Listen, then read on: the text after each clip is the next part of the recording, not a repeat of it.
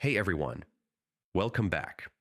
If a Slack channel is archived and you can't post messages, access it properly, or it's missing from your sidebar, don't worry. Archive channels are designed to be read-only, but you can restore access if needed. Let's fix it step by step. Step 1. Confirm the channel is archived. Archived channels have a lock icon or show a message saying the channel is read-only. You won't be able to post until it's unarchived. Step 2.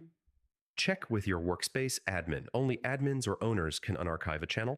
Contact them and explain why you need it active again. Step 3. Unarchive the channel. Admin step.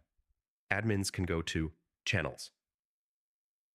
Arrow browse channels, arrow, filter arrow, archive channels arrow, select the channel arrow, click unarchive. Once unarchived, members can post messages again. Step 4.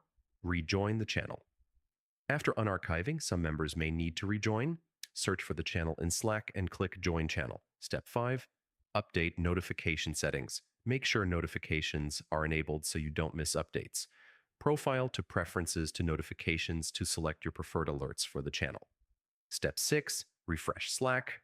Press Ctrl+R or restart the app to sync changes. The channel should now appear in your sidebar with full access. Step 7. Clear Slack cache if needed. Press Windows+R, type %appdata%/Slack, delete the contents, and restart Slack. This fixes display glitches. Remember, archive channels are read-only by design. Only admins can restore them, so always coordinate with workspace owners. Follow these steps, and your Slack channel should be fully functional again. See you in the next guide.